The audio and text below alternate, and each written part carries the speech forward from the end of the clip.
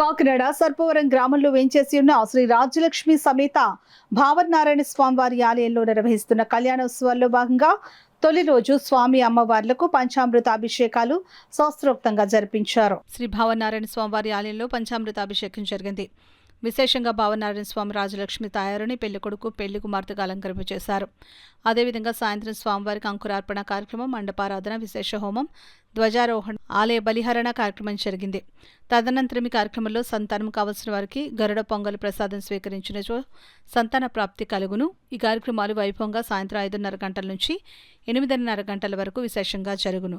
కావున భక్తులందరూ గమనించి కార్యక్రమంలో పాల్గొని భావనారాయణ స్వామివారి అనుగ్రహాన్ని పొంది తరించవలసిందిగా కోరుచున్నామని అన్నారు. శ్రీ రాజలక్ష్మి సమేత శ్రీ భావనారాయణ స్వామివారి ఆలయం కార్యనిర్వహణాధికారి రాపాక శ్రీనివాస్ తెలిపారు.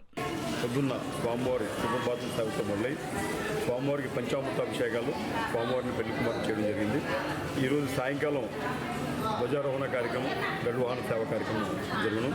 27వ తారీఖున స్వామివారి కళ్యాణ మహోత్సవం శ్రీ స్థానిక శాసనసభ్యులు పంతం నానాజీ గారి దంపతులచే పట్టు వస్త్రాల సమర్పణ, మరియు 28వ తారీఖున స్వామివారి గ్రామోత్సవం, 1వ తారీఖున సముద్ర స్నానం, 2వ తారీఖున శ్రీపుష్పోత్సవం, 3వ తారీఖున తప్పోత్సవం కార్యక్రమం అత్యంత వైభవంగా నిర్వహించున్నాయి.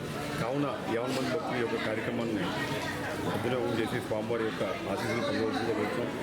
ఈ యొక్క కళ్యాణ కార్యక్రమానికి దూర ప్రాంతం నుండి వచ్చుతున్న భక్తులకు వారికి తగిన ఏర్పాట్లు చేయడం జరిగింది. వచ్చిన వారందరికీ కూడా ఏ విధంగా ఇబ్బంది లేకుండా మంచినీటి వసతి సౌకర్యం, మజ్జిగ, అలాగే కూల్ డ్రింక్స్ కూడా ఏర్పాటు చేయడం జరిగింది. ప్రతిరోజు కూడా ఉచిత ప్రసాదం కూడా దాతల సహకారంతో జరుగుతుంది.